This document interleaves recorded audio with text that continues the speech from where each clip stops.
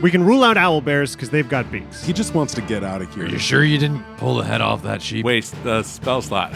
I know we're outsiders here. That door there, do you normally keep it locked? I'm not arguing with you. None of us think you did anything to hurt these sheep. He's just so likable. You're gonna have to pull this one out of your ass. I don't think I knew my dad. You have all been taken advantage of. That's a really annoying trait that I know nobles fall into a lot, and you seeing it, being on the receiving end of it, I get it now, and I'm sorry. I'm sure I've done that in the past.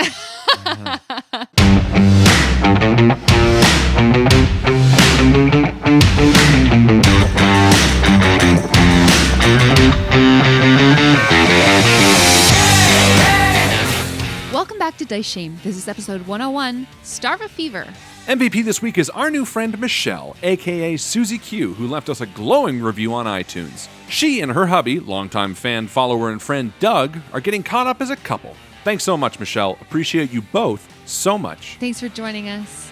Goddess is an audio fantasy written by Mark Harris and co-directed by our own Harlan Guthrie. The story of Goddess follows Zarka on a path of redemption, recovery, and honor.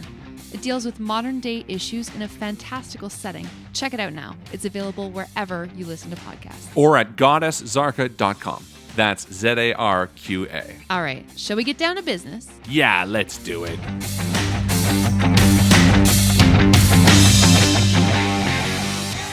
So I'm looking at my character sheet, and I've got an alignment written down for Jack. Do you guys want to guess what it is? Oh, God. Oh, I do. Oh. Lawful neutral?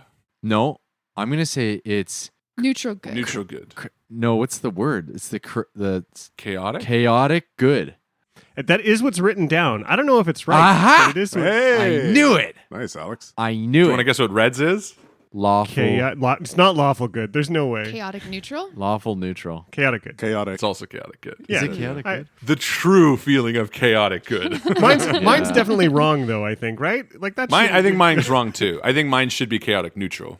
I don't think so. Oh, I buy that 100%. I think, honestly, Rob, yours is chaotic neutral. I could see neutral good or lawful good. I think red is chaotic neutral. Yeah. And I think Jack is probably neutral good. I would say chaotic good. Yeah, I would say I think he throws too much out there at times. I think he loves and respects the rules, though, and tradition and the place he came Well, from. He values all of those things. You do value them, but I think just you doesn't act always- in a chaotic I mean, way. he doesn't always play to them. But. So, what's Kraloth got written on his forehead? Well, I have the tattoos. Yeah, I got lawful good written on my forehead. But I'm just on the knuckles, right? Just lawful good. Oh, those would be good knuckle Actually, that tats. is a good I need idea. a few more fingers, but We can grow those in the lab. Just sew them on. just screw them in It's the lab. for aesthetics. L. Justin, what's Kuriloth? after playing him for a while, I think he's lawful neutral. Yeah, Because he's all about Oh, maintaining yeah, the balance, yeah. you know? Agreed. Yeah. Yeah, you're right. Yep. Doran, I'll give you one guess. Chaotic evil. lawful good. It is lawful good. Yeah, I think he plays them pretty well. Yeah. Oh, yeah. Yeah. It's the easiest one to play. He has a lot of Look at my regret. buff arms. He's so quiet in the back of Getting so Nice. this parts where he's sort of Nice, Joe. misstepped. Yeah. I just got distracted by my own biceps. Did you just get distracted by your own I was like, oh, look at that. Joe's gassing herself in the mirror. Shut up, everybody. Look at my guns. Joe's a meathead now. She's from boxing. She's like, look at my guns. Roll for initiative, babies. All right, let's play some D&D. Hey, You ready? D&D. Let's do it. Yeah. Yes, All right, I'm ready. let's get I'm this. ready. Y'all Let's ready? change our alignments. Here we go. Do a flip. The swinging lantern casts moving shadows around the sheep barn at the edge of the lurkwood, wind whistling through the cracks in the wall. You stand before a large man who holds the skull of a sheep in his bloody hands, the straw all around him stained a deep red. And you've just been deputized by the mayor, Kershid Breacher, to detain this man, Firth, and not let him out of your sight. What do you do? The door looks kicked in. Does the door look kicked in, or is it? You said it's off its hinge. No, the door is ajar. Oh no, it doesn't. I think I walk up to Firth first and foremost. Does this guy look like a threat? I say in a passionate way, these were found dead. You didn't do this, did you? No. And I'll roll insight just to make sure. Oh, yeah, that's a 24. Hey, nice. You believe him. Yeah. Is Firth a human? He's a big boy. He's like as big as Kraloth, and he's still holding this sheep's skull. His forehead is creased in a worried frown. He's wearing a pair of filthy overalls. Looks like he hasn't shaved in about a week. And he's got a big dent in his forehead that looks like it's a very old injury. Doran asks the same question again. Are you sure you didn't pull the head off that sheep? No, I didn't. Why don't you just sit and make yourself comfortable for a minute? Is Firth covered in blood commensurate with slaughtering a bunch of sheep? Just like on his physical person, do we think the blood he's in lines up with killing these sheep? I rolled an insight, Jack. There's no way he did it. Well, you could absolutely roll some checks to look at him at the barn. Yeah. I'd love to investigate the blood that's on him. How old is it compared to the story of when the guy said it was a couple hours ago? All of that like CSI kind of shit. Jack would like to wander around. Roll a CSI check. I'd love to. Investigation works great. Perfect. 23. His hands are bloody, commensurate with handling a bloody, flayed sheep's head, which he is currently doing, Yeah. but not commensurate with ripping a head off of a sheep. You also notice that there are many patches of dried blood spread around the room, which would suggest to you that animals had been butchered here previously, potentially more than the current 3 skulls would suggest. Were the animals killed with a weapon? Like, were they torn apart? Why don't you make a medicine or a survival check looking at these skulls? Yeah. That's what Kraloth is kind of looking into as well. You can roll that as well then, Kraloth. There's Yeah. skulls enough for all. Yeah, so Kraloth kneels down next to one of these sheep and sees Doran do the same thing across the barn. Yeah. It should be clear. Sheep heads, no bodies. Yeah. And flayed, too, right? Correct. Okay. What do you mean by flayed? Parts of its skin have been peeled off. Okay. Kraloth kneels down next to one of these sheep's head and sees Doran looking at the same thing, and he's going to see what happened here.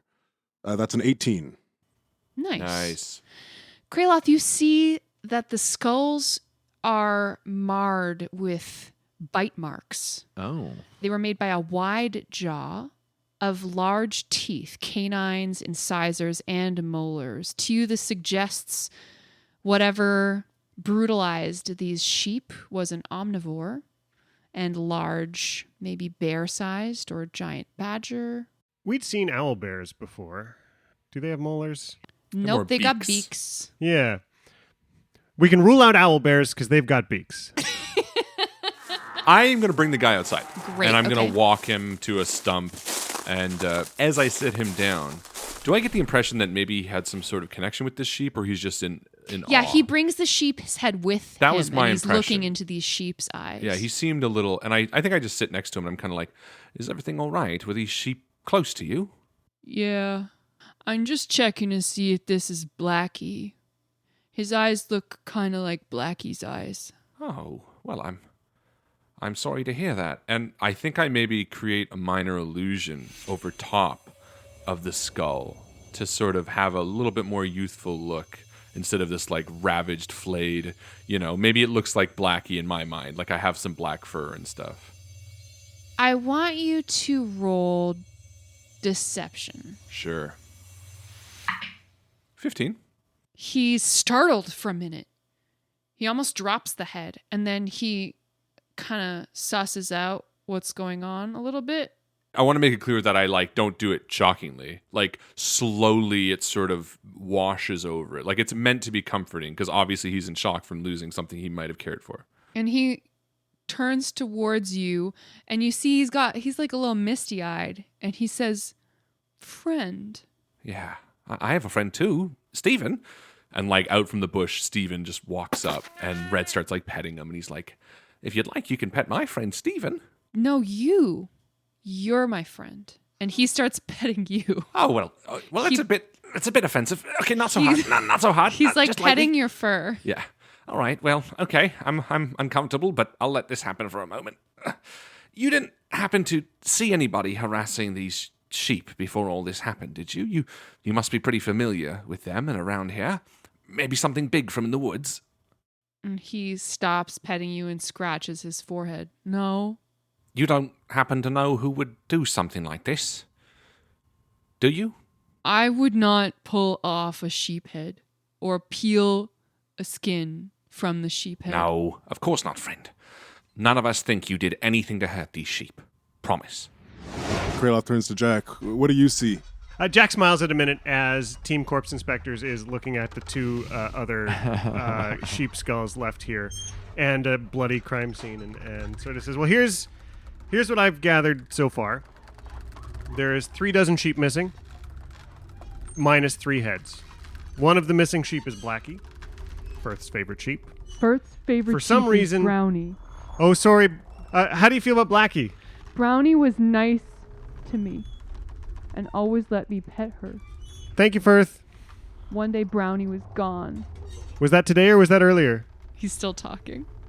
Is he still petting Red? No, he stopped petting Red and he's starting to pet this bloody skull because it's got the impression of being a sheep's And head. Steven's just staying there in like horror. And I'm like, go, Steven, go back. Kraloth casually, as Jack is running through the report, I guess, Kraloth is going to do a survival check, looking for any prints, going to the front door and seeing if there's any imprint in the hay and mud. Yeah, the yard is kind of a mess of footprints. That is a 16 for survival. Okay, you find footprints of humans. You find sheep hoof prints, I suppose. I'm not seeing anything out of the ordinary, but there's got to be more here. It's kind of hard with this lighting. I'm wondering a couple of things. Figuring out why they feed sheep and murder sheep in the same spot. I don't know much. I'm not a farmer, but it seems off to me. Given all the sheep blood we've seen in here before, is it in any particular spot? Does it look like it's done in the same way or ritualistically or layer upon layer of it over time, or is it sort of random and chaotic and nothing more to be gained from studying it? In the course of your investigation, you determined that there are many patches of blood spread throughout the room. Some of it is on the walls, some of it is on the floor, and you determined that the pools of blood were made at varying times, probably throughout the past few weeks, not all at once. Perfect. So Jack takes his time doing that and keeps his ear out to what's happening outside. So Kraloth and Doran, you guys finished investigating these skulls. You found some tooth marks. Kraloth found that there are human and sheep footprints around this hut. This is clearly kind of a high traffic area. Would that be to say if there were giant footprints, they may not be able to see them anyways? You have not detected any giant footprints. Do you kill your sheeps here as well, or is it just a place that you keep them?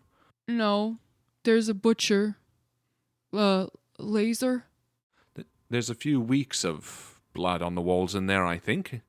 Is there a reason why so much blood would be all over the place? Old and new? I don't know. Who's in charge of this place? Me? Zaffrey helps sometimes. All right. Just sit here, friend. We're going to get to the bottom of this. And Red's going to go around the back towards the woods. Okay.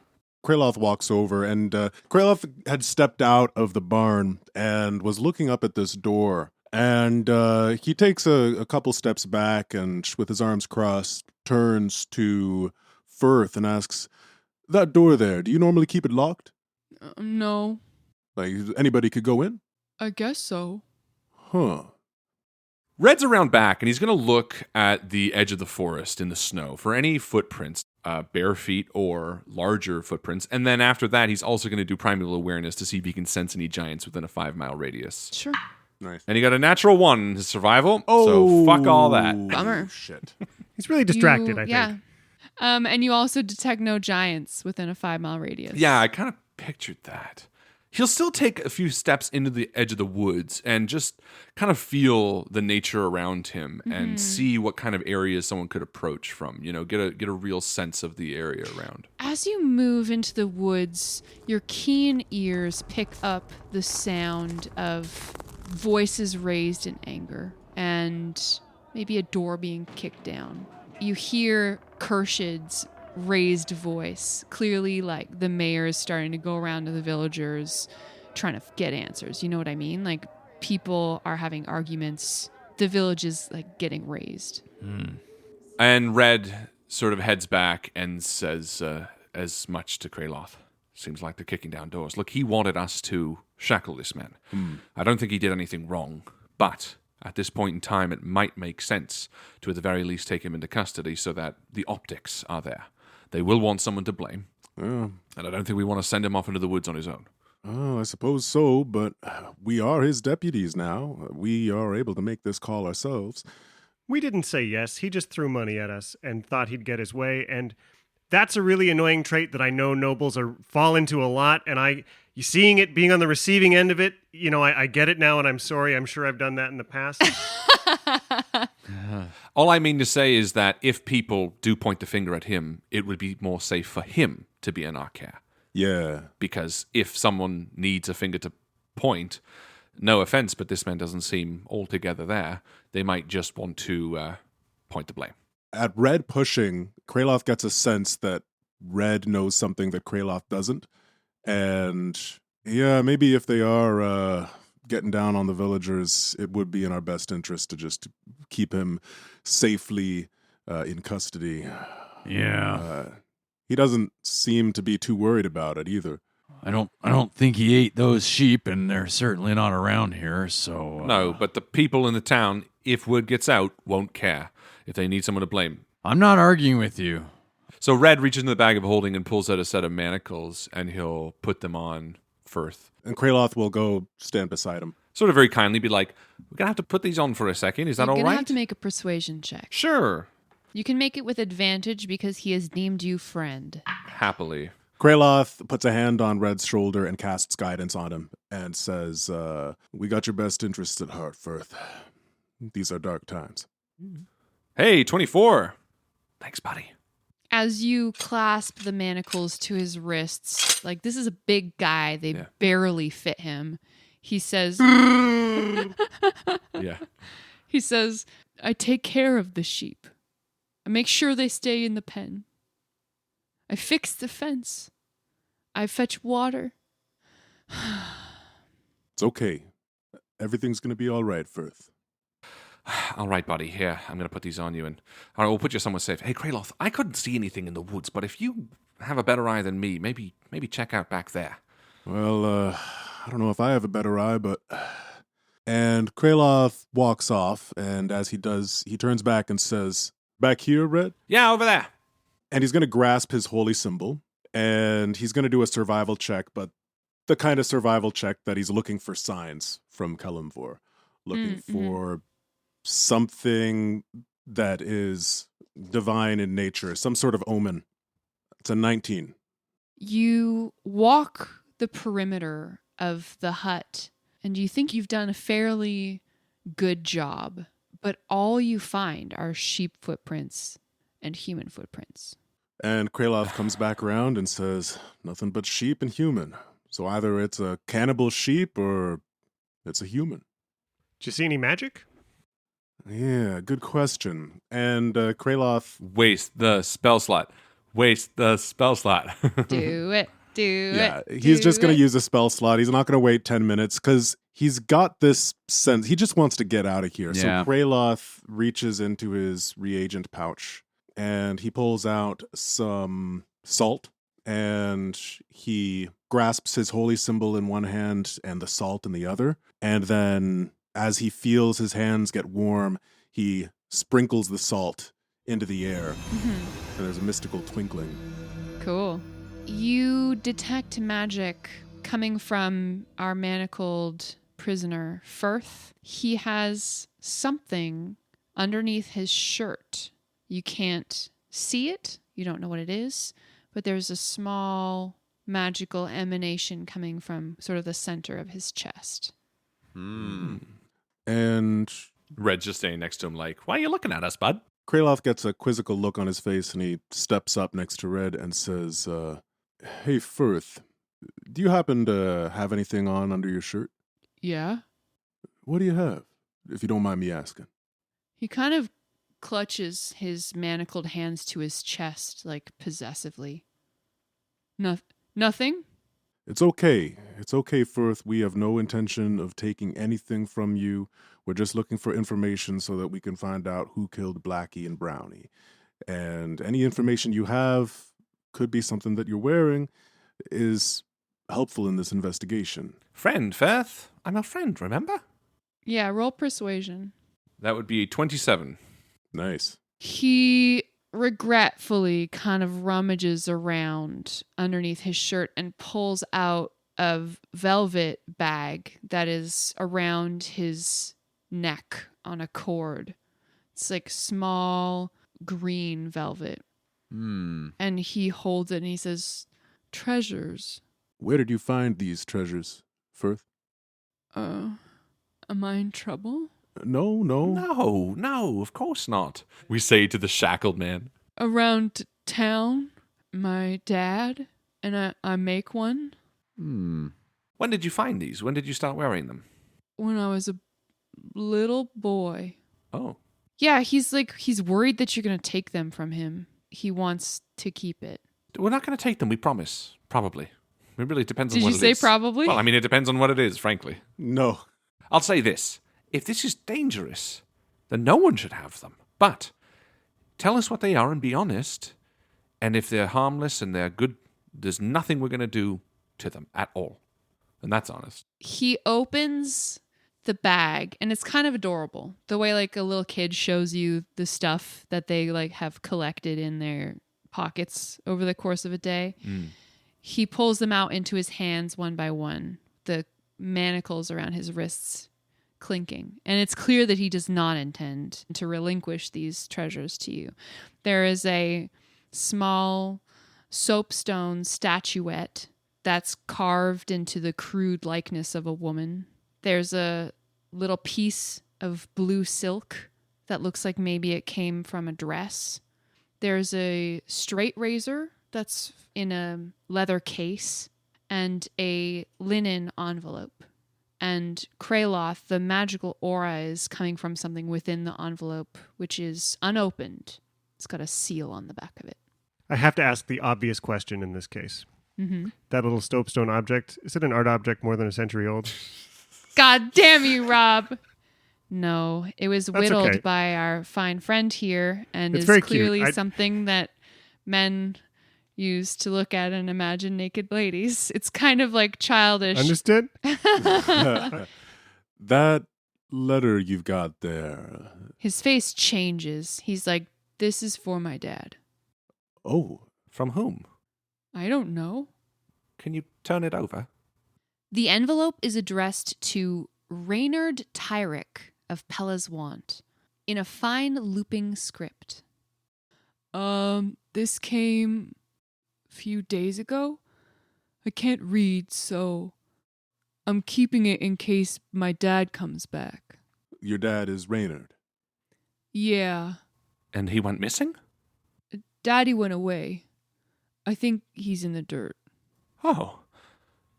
Can you walk us through what you did today, since you woke up? Well, the fence is broken. So today I go to get stones and fix the fence. All day. I'm getting stones back and forth all day long. And that's it? Yeah. And then when you came back, they were all dead? Mm-hmm. Can I look at where the fence is broken? Yeah, the fence is not broken particularly. He's just piled a bunch of stones beside the fence. Who told you to fix this fence? Renzo? Renzo. Renzo said the stone fence is broken. Does he often give you busy work like this? Renzo has lots of work for me. Can we see the sheep from here? Like the pen? Yeah. No. Now, this is very important.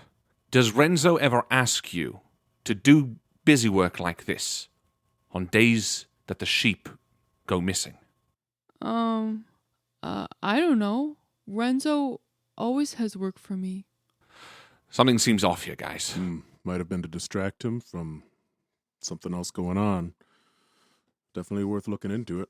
Firth, I imagine we're throwing a lot of things at you today. It's been an awful day, and I'm sure you just want to get some rest. But I love words and letters, especially reading them to people who can't read. Do you want to know? If you ever wanted to know what that message to your dad said, I would love to read it to you. Don't have to do it now, whenever you're ready, but if you ever wanted to know, I'd love to read it to you. No.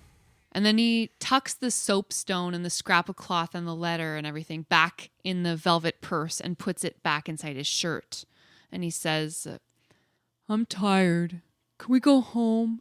Yeah. Let's take you home. Let's get you comfortable. These manacles suck. I think once we're inside, Yeah. nobody can bug us. You can get comfortable, do what you normally do. They're really for show anyway. Yeah. Okay. And maybe Kieran will walk beside him, sort of give his leg a rub, and stay pretty close to him just to give warning if anybody gets on his case.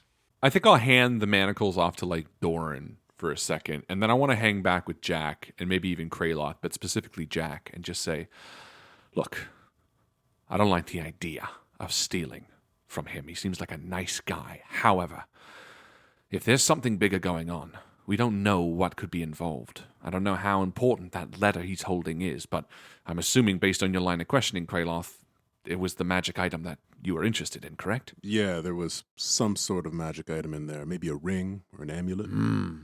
Is it worthwhile to find a way to swap it out in some way?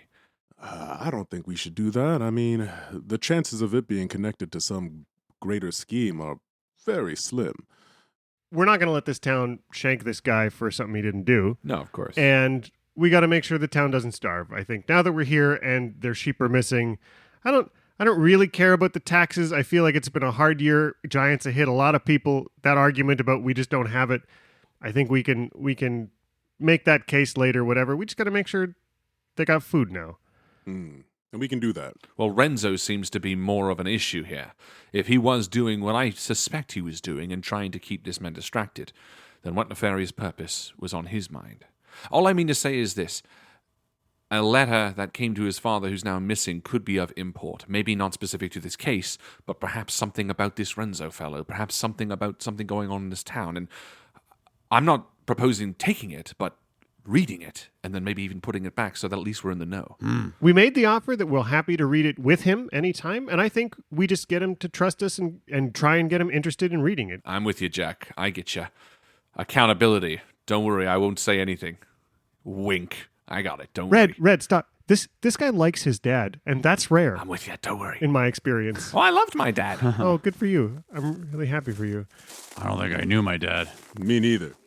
as you walk through the town, you hear a few animals bleating in distress, voices raised in anger, and some of the cottages' lights are coming on, so people are lighting more candles and lanterns. Hold on. Did you say bleeding in distress? Like, are Bleeding. Bah. are the sheep just around town? Bleating. Animal, like a goat, is like, Oh. ah! No, so somewhere. not the missing sheep. No, just for there they are. atmosphere. Damn. Easy. Oh, they were just over there. You come to a well-built 2-story home that is larger than many of the other homes in the village. The front door is hung with a tile showing a straight razor crossed with a sprig of some herb. Who was your dad, Firth? What did he do? My dad was the healer and the barber. Oh, he's got a fine place. You grew up here? Yeah, this is my house. Wow. It's very nice. On entering the house, you are immediately met with the stink of rotting flesh. The ground floor is comprised of 3 rooms, a common dining room, a kitchen, and a workroom. The workroom contains a barber's chair, many sharp knives, a bucket of dead leeches, a skull screw, and a few anatomical drawings tacked to the wall showing where the humors can be extracted from a humanoid body. Stairs lead upstairs from the common room to a pair of bedrooms upstairs, and throughout the downstairs rooms, almost a dozen sheep skulls sit haphazardly on the floor under a chair, seemingly at random. So, Firth, did you bring these skulls back? No. All right, let's get you out of here as soon as possible. And I turn to the others and I say, this reeks of a setup. I think somebody is trying to frame this man for exactly what they want him to be framed for. Through the window, you catch sight of torches approaching the house. Called it. All right, stay here, and I'm going to walk out to the front door. A mob has formed. Yeah. Almost 100 people strong, led by Renzo Addy, the tax collector. The mob jeers and hollers, waving sticks and tools aloft. Renzo looks ugly in the firelight, bags under his eyes prominent, his skin sickly and gray.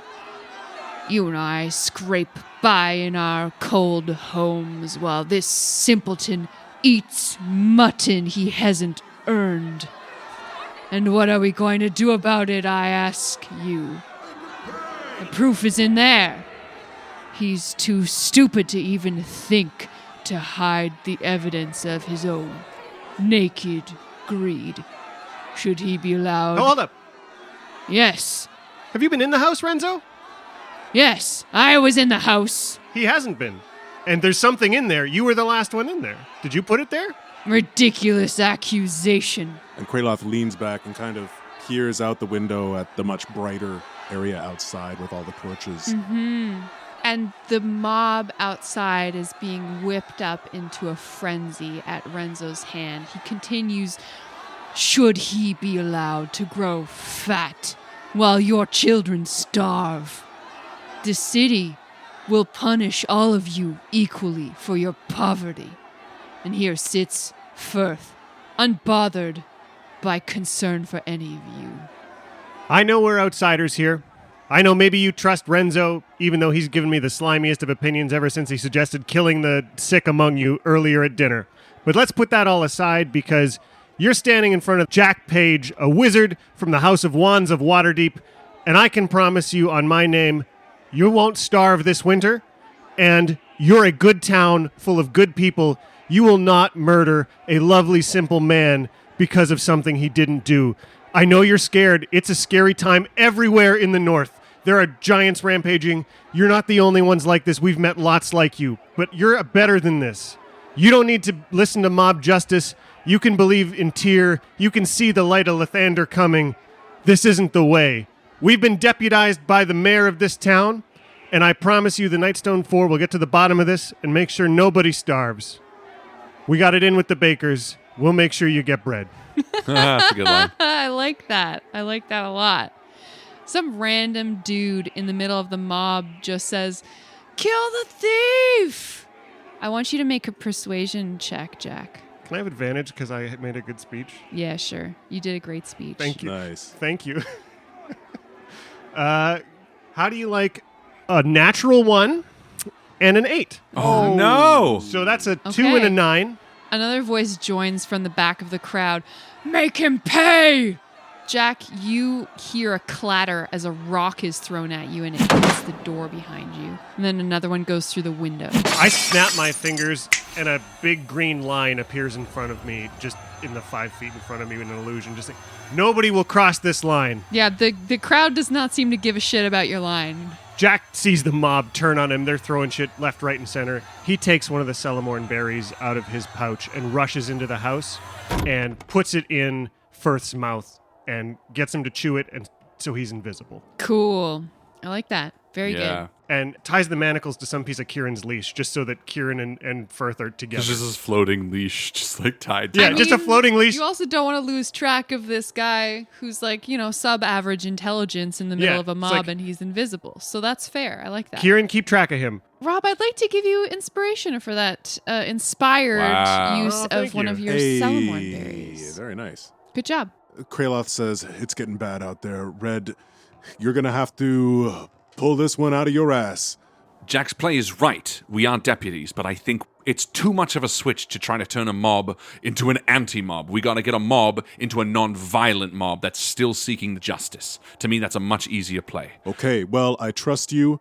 You take the lead. You're going to do all the talking, and Kraloth is going to cast Enhance Ability on Red and use Eagle's Splendor, which is going to give you advantage to charisma checks. Red exits the house.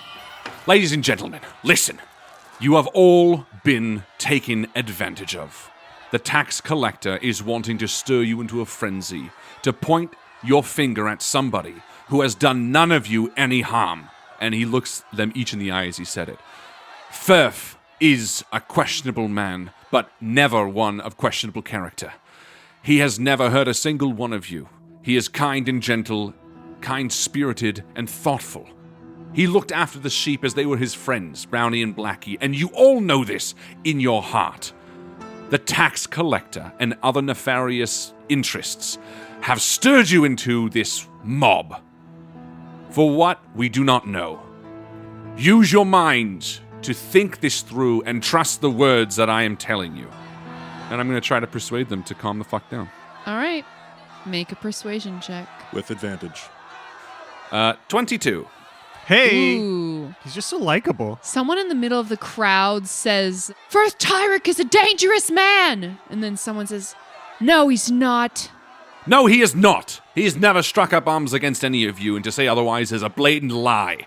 And where is Renzo amongst you, may I ask? The man who whipped you into a fervor. And I scan the crowd. He's gone. Gone, it seems. Interesting that a man of his interests, money, and wealth seems to take us, poor independent people, and whip us into this frenzy to do his bidding? No, we are smarter than that. We will not take it. I like that. There's some more muttering around in the crowd, and you watch, Red, as a couple of villagers kind of start shuffling away at the edges of the mob, and a few people drop the pitchforks that they had been brandishing. And I will tell you this. Those of you who know Renzo was behind this, those of you who had Renzo come to them to ask them to join this, I ask upon you, bring him here. Let his accusations come directly to me, for I would like to speak with him. Cool. So the mob starts to kind of dissipate at its ragged edges. Some people are standing around still holding torches, unsure of what to do now. But most of them are sort of just talking amongst themselves. And I'll push it, because I feel like redirecting a mob is the right way to do it with the mob. So to say, go find Renzo, actually is like a tactically smart way to try to get him. Because to disperse a mob is very tough. To be like, go do this, to like change their action, to be like, bring Renzo back. Not in an angry way, but to make them be like, wait, Renzo was the one who brought me here. Let's go find out. I'll say this. You hear some of the villagers saying Renzo's name as they leave. That's all, because I do feel like that's a smarter way to do it, just to be like, go focus on this. Inside, Firth is standing there, invisible, shackled, hanging out with Kieran. Red turns around and enters again and turns to Jack, and he says, that was a good play, Jack. I think these people were just whipped up into a frenzy. I mean, you got away with words. That's for sure. Good job, Red. Yeah, for sure you do. It's because I'm likable and cute. I look like a kitty. Everybody loves a cute animal, and Jack kneels down to pet Kieran and say, "Isn't that right, boy?" You hear a voice from kind of the middle of the room. Friends. And I put my hands on everybody. And you feel an invisible hand kind of grope for your hand, Red. And I hold his hand. And he puts something into your hand. And he says, thank you. Of course. Oh, is it the fucking letter? It's the whole purse. Now let's find out why Renzo hates you so much. A terrible scream shatters the night. Kraloth runs to the window. You see Elette running through the middle of town. She's holding a tattered, bloody body in her arms. And through the whistling wind, you hear her say, "It's here! It's here!"